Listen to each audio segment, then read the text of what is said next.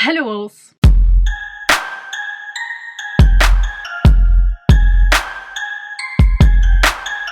So today we're here, finally. I am filming my September wrap-up. So I think I've read 15 books. Let me check, I cannot remember. So yeah, I've read 15 books in September. So I was participating in the Monstrathon, which I actually read all the books I needed to read for that readathon in 1 week. Then I was also participating in the Hogwarts House battles, which I've read some of the books that needed to be read for the other readathon, if that makes any sense. So I did that the 2 first weeks of September. Then during 1 week, I kind of read whatever I wanted to, because I'm a Libra, I'm a mood reader, and whenever I do readathons, especially month-long readathons, I feel like some kind of pressure, whatever, in order to stick to that fucking TBR, you know what I mean? So I felt like I just needed to read whatever I wanted to read. So I did that for 1 week, and then I gave up for the rest of the readathons. So yeah, and then I did read nothing the last 10 days of September. And let me tell you that now it's the middle of October and I've read 0 book, which is fine, because I'm not in a mood. Like, I'm not always in a reading mood, so that's fine. But let's talk about the books that I've read in September. So the first book I've read is actually a reread, was actually a reread. I've read that book I don't know how many times in the past, but this is The Little Prince by Antoine de Saint-Exupéry. I'm pretty sure everyone knows about that book, so I'm not gonna talk about it. It's really super short. It has a lot of pictures, I mean a lot of pictures, not that many, but it's such a cute story. So yeah, I'm glad that I picked it for a readathon, because it's short, because the last time I read it was like last year, and this is the kind of book that's really easy to read. So yeah, that's a classic also. So yeah, of course I gave it 5 stars, and I'm not gonna tell you which book I read for what readathon, etc, because I just cannot remember, and I don't even remember the prompts. So let's move on. The second book I've read is City of Ghosts by V.E. Schwab. I cannot remember if it was for a prompt or just because I wanted to read it. This is basically the story of a girl, Cassidy, who had a near-death experience, I think you say that way, and since then she can actually see ghosts and yeah, talk to them, etc, and which is funny because her parents actually learn or study or does like documentaries about paranormal activities and ghosts and deaths and blah blah blah blah, but they don't know about that. And this is a middle grade fantasy book. I really enjoyed it, especially because it takes place in Edinburgh, which is such a nice city and has like I think a special place in lots of people's hearts. But yeah, I really enjoyed it. I gave it 4 stars. I missed something. Something bothered me. I cannot remember what it was. Let me check if I put it in my review. I think that I was expecting something creepier. I know it's middle grade, but I was expecting something more. But I really enjoyed it. I would definitely recommend it. So yeah. And I've read also Tunnel of Bones because it came out like a few days after I finished the other one, like the first one, and I gave it 3 stars. So we follow Cassidy, but this time in Paris. I don't know if you know me, but I have a really bad experience with Paris. I've been there a few times, and just the fact that it happened in Paris kind of put me in a bad mood kind of thing. I know it's just, this is so ridiculous, I know, but you know, ridiculous stuff can influence your reading experience in general. So yeah, same story, but it's taking place in Paris, in the catacombs, you know, tunnels of bones. It's really I would have expected it to be even creepier because it was in some tunnels kind of thing, you know, Paris, catacombs, whatever, but not really. So it was exactly the same as the first book, which was good, but Paris and exactly the same thing, 3 stars for me. So yeah.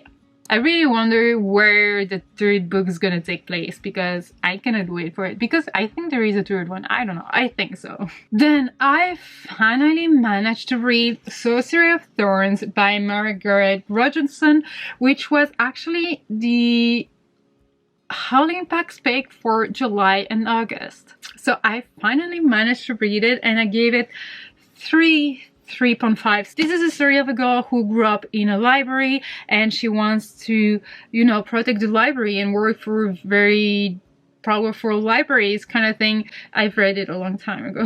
You can tell that I forgot a bit. But basically, every book has a story, and books with magic in them, if mistreated, they can turn into malefices. I think you say malefices. So in like bad books that wants to destroy things, etc, etc. So it was really interesting. It had a really interesting concept, and especially because I really love the fact that she was a through child to the library, and that made absolutely sense. I'm not gonna say any spoilers here. I have a reading blog for that one full of spoilers, so if you want to check it out, the link will be there, and I will try to remember to put it down as well. YA fantasy, I loved it. I had some issues with some of the characters and some stuff that I just couldn't understand, and the way the world was actually working, you know, world building, etc. I cannot picture a lot of stuff from that book. I can picture the main character, some of the others, and and 2 places, and that's it. I cannot even picture a room, etc, etc. So it was a bit like, I feel like I needed more from that book, more description, you know, to really dive into that world. But I really enjoyed some of the parts. Some stuff really annoyed me, some stuff were kind of predictable, and sometimes I just mind them just because I'm in that mood. But yeah, I will definitely recommend it if you're looking for something quite different from other books. I also really love the fact that there is one character that's gonna say to the main character, you know, maybe you've read about everything in books, but real life has nothing to do with what you're gonna read in books, especially with 1,000 years old books. And I really love it, because we bookworms, we book nerds, whatever, we tend to read a lot. We sometimes compare life to books, and sometimes we forget that people outside are actual people, you know, real people. I'm just looking for myself. Sometimes I tend to forget that, but that's okay. And also I really loved the wall that was kind of between the librarians and the sorcerers, because if you want, the sorcerers are people, are humans who made a pact with demons in order to have magic. And I really love the system behind that, because there is actually a family system, family secret, family stuff. But yeah, I really love that overall. I had issues with the book, but I really had a good time reading it, especially the first half of it. Then I read Her Crown of Fire by Readathons. So I'm gonna try to find a vlog in which I talk a lot about it, so you will have an overall like opinion on it, or my opinion, like my review on Goodreads. It's quite long, so if you're interested in that. But this is a debut novel, and the book is actually coming out in November, and I just loved everything about that book. First, the magic system, but let's overall.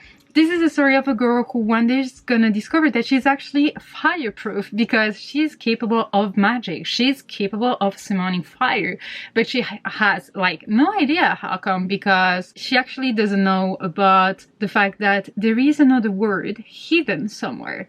And apparently there is some kind of family secret, because one day the grandma is going to be like talking to her daughter, so her mom, and she's going to be like, yeah, you should tell her, and blah blah blah and blah blah. We don't know much about it during the story, but one day she's going to end up in that new world, in that different world with her best friend, which is really bad, because human, non-magic human, are not allowed there, and he could get killed, and she has to find a way to save him. And people around her, like in that new world, knew that she had magic, and she's gonna have to go to some kind of academy. It's like a university for people with magic, but the fact is that you have to go there. Like, you have no choice. If you have magic, you have to go to that school, and you have to learn stuff, etc. And the thing that's really like, what the heck, is that they have to go there, but at the end they're gonna have to pay debts in order to pay them back for the knowledge they learned through the years, etc., which is just insane. And I know this is something very common here, like having debts to go to college, etc. I don't talk about that, actually. I'm not saying that. I'm just saying that here she didn't ask for that, but she ends up with that, which is just insane. And the magic system, the characters, everything is really interesting. It's a high fantasy, I would say, because the world where everything is happening is totally different from our world, and it's not at the same place, if that makes sense. It's really complex, and the magic system there is really interesting. And even at school, they go and learn about subjects that I've never heard of in other books, which was really interesting. And the characters were actually acting the way I would expect them to act, like they were believable. So I really love that. And so, you know, this is really dark. I want to say it is a dark world where if you do something wrong, you can get killed, you can lose your hand, etc. But I really, really, really do recommend that book. I really loved it. So thank you to the author and the publisher for sending me a narrative of that book, because I really enjoyed it. So I'm definitely gonna buy the final copy of the book and the sequel, because I think there is a sequel coming. So yeah, keep your eyes open for that one. It's super soon now. Then I've read The Cruel Prince by Holly Black, and I gave it 3 stars because actually I enjoyed it, but I didn't find like it was anything special. You're gonna follow 3 girls, who ended up in the fairyland kind of thing, because actually they were with their mom at the beginning, but dad came because he's a fae or fairy or whatever, and he was like, oh, you're my daughter, you're coming with me. Oh, but I'm gonna kill your mom, I'm gonna kill your stepfather, whatever. And as the 2 sisters are my ex-wife's daughters, they're gonna come back with me to fairyland, whatever. And I was like, okay, sounds bloody, sounds like it could be dark and very interesting, sinister, etc. And I enjoyed it, but I had so many issues with the characters and so many issues with everything happening. And there were a very bloody scene, I'm not gonna say what happened, etc. And everyone that was reading that book when I was reading it were like, oh my gosh, that happened, I was shocked. And I just laughed. I just laughed the entire scene because it was just ridiculous and out of the blue, but at the same time so predictable that I don't know, I didn't like. I'm still gonna read the sequel and probably the 3rd book or the 4th book, I don't know how long is that series, but it was like, I don't know. Yeah, overall I found it very predictable, and the main character, I didn't get attached to her, I didn't care about her, I didn't find her believable. And also she's trying to fit in a world who doesn't want her, because the main character is actually a human, so she doesn't belong there, and she wants to belong there, and she wants to become like them, or maybe even better than them. And I totally get that, but I wasn't convincing she was doing it right. So I'm sorry if that's your favorite book, it's fine, it's fine. I'm just like, I hope the second one is better. Then I've read IGIST by L.S. Larson. I didn't rate it on Goodreads. I'm not gonna rate it here. The author kindly sent me that book, so thank you so much for that. And he actually told me it was a YA sci-fi, and I felt like it was more a middle grade. And there is nothing wrong with that, but I was expecting one thing and I read another thing. And I had some issues with different things in the book. So, I'm not gonna talk much about the book, but just know that I've read it. If you're interested, just check down below. I will try to link the vlog in which I talk about that book, so if you want my overall thoughts about it, it will be there. Then I've read Clockwork Angel, The Infernal Devices by Cassandra Clare, whatever. I give it 1 star. I'm really not liking that series.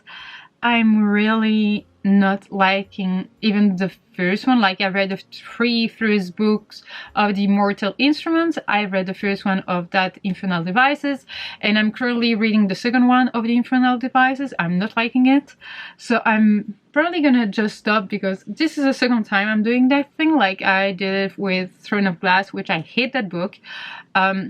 I DNF'd at the 3rd one, and this time I think I'm gonna more likely DNF at the 5th one. I don't know why I keep doing that to myself. And yeah, nothing is really interesting to me. I mean, for me, whatever. I don't like the characters. I really find like the world interesting, because I feel you can do tons of stuff with it, but I have no interest in the characters. They could all die, I don't care. I find, especially the main characters, they're super annoying. So yeah, 1 star and no more comments. Then I read The Stormcrow by Kaylin Josephson. I got that arc in a fairy loot box like a long time ago. I never got to it. Now I did, finally, and the book came out actually, I think in July. I'm not sure. Yeah, July. So you've probably seen everyone talking about that book. I gave it 2 stars. So I think that that book had a lot of potential. It was interesting at the very beginning, but I had so many issues afterward. Like there was no world building. I had no idea how the world was working, how the other kingdoms were, how they were related, what they were doing together, and etc, etc. I had no idea about anything. And by the way, at the end of the book you have like a small like glossary or whatever about all the different crows that you have in the book and the different kingdoms. And I really feel like that's amazing. Every book, like not every book should do it, but that's a very lovely plus, let's say. But I feel like here there was some kind of obligation to have it, because there were no explanation in the book. So I was like a bit disappointed by the fact that we had no explanation, but I was happy about the glossary. But I just saw the glossary at the end of the book, so I wasn't like using it while reading it, because I didn't know about it. This is a story of a girl who is some kind of warrior or whatever, and she lives in a kingdom that uses crows for water, for war, for fire, for nature, whatever. They have crows with magic, and each race kind of thing, category, I don't even know, breed, whatever, can be used for different stuff. And one day there is one other kingdom that's very jealous of them that will destroy everything. Nothing is left except one egg. Her mother's gonna die and she's gonna be left with her sister. Her sister is actually the bigger one, so she will become like the queen, and she will make a decision to marry her sister to the person responsible for all of this. So I told you, lots of potential, but it was just so cheesy and predictable and not well done, I want to say. Also in the box it says Eragon meets an Darken in this thrilling new fantasy debut that follows a fallen princess as she leads a rebellion to bring back the magical elemental crows that were taken from her people. I really like, I haven't read an Darken, but Eragon is one of my all-time favorites, and when you compare something to Eragon, I expect so much, like so much from that book. And the only thing that made me even like think a bit of Eragon, because you actually said it was about Eragon, whatever, was the egg. That's it. There is nothing else that has to do with Eragon. So yeah. Also at the very beginning the main character is gonna like say that she feels depressed, that she's like going through some kind of depression, and I really like that. Not that she was feeling that way, but we don't see that much in YA. It wasn't done the best way, it was just overlooked, but I love the fact that she said that she felt depressed and that she was going through some stages. I appreciate that. But yeah, if you've read it, let me know. Oh my gosh, then I finally read Muse of Nightmares by Laini Taylor, so the sequel to Strange the Dreamer. I gave it 4 stars. I'm not gonna go too much into details because so many have read it and so many have shared their thoughts about it, but I feel like it lost a lot of the magic that had that was in Strange the Dreamer kind of thing, and I didn't care as much about the characters. So even Laszlo and Sari, I didn't really care about them in that book. It's still Laini Taylor's writing, so I really loved it, but I felt like it was, compared to Strange the Dreamer, it was a bit down. A lot down. Whatever. Then I've read Wilder Girls by Rory Power. Really interesting. I'm not gonna go too much into details because so many people have read that book. It was like overly hyped in my opinion. It was a very interesting concept. So you're following a bunch of girls who are stuck on an island, which is actually where their school is, private school is, whatever. And there is some kind of disease going on there and they call it a tox. And if you want to have some physical strangeness kind of thing appearing due to that disease, so one's gonna lose one eye, the other one's gonna have like a second hand, the third one's gonna have two bags, and then another one is gonna be like this, whatever, you know. And that's really interesting because I really love that book for the fact that they were all in survival mode. They were actually in a school and they were taught how to shoot, they were taught how to eat less, they were taught how to stay hot, warm, you know, and I really love that, but I was expecting so much more. It's a very atmospheric book, I feel. It's not too creepy, it's not too horror kind of thing. It's really different from what I've read in the past few months, whatever, YA fantasy related books, but I was expecting something different because of the hype around it. I gave it 2.5 stars. So yeah, I enjoyed it, but it wasn't like mind-blowing, if that makes any sense. Also, the bit of romance we had in the book was there, I feel like, just to add some kind of love story, but it wasn't really necessary. But yeah, everyone has read that book, I feel like, so I'm gonna stop here. Then I've read Vicious by V. Schwab. So this is a book I got from Alex, Les Lectures d'Alex. So thank you so much. She got me the book for my birthday and she even got me the sequel. So I cannot wait to read the sequel. But she got them for me because I just fell in love with it. So I read it as an ebook and I was like so in love with it. So according to Goodreads, this is an adult book. I didn't know actually. I thought it was a YA book. It felt like adult-ish book. For some stuff, yeah, but it could be a YA. Never mind. It was a mix of like fantasy and sci-fi, I want to say. This is two friends who are at university and they're working on some kind of thesis and whatever, and they're trying to, so they're experiencing stuff in order to make superhumans. So it says here, a shared interest in adrenaline, near-death experiences, and seemingly supernatural events reveals an intriguing possibility that under the right conditions, someone could develop extraordinary abilities. But when their thesis moves from the academic to the experimental, things go horribly wrong. I just loved everything about that book. There is nothing that I didn't like. There is nothing that I was like, oh, maybe they could have done that different or whatever. I just loved that book. I hated that book. I have so many quotes from that book that I not highlighted. I mean, actually I highlighted them because I was reading them on my e-reader. But it's an incredible book. I know visual, blah blah blah, but I really loved it and I want everyone to read it. If you haven't, please do. 5 stars. Did I tell you that? Yeah, 5 stars. Then I've read Harry Potter and the Chamber of Secrets, the Slytherin edition. I'm not gonna go into details about it because everyone knows about Harry Potter, but now that I've read it and that I'm a proud Slytherin. Snakes, snakes, snakes. Totally forgot about that, but apparently Goodreads is telling me that I've read Cress by Marissa Meyer, which is the 3rd book in the Lunar Chronicles series, and I gave that book 4 stars. I really love that series actually, so I'm not gonna go into details for that one because this is the 3rd in a series, but I really love that sci-fi retelling of, you know, Cinderella, but this time it's Cress.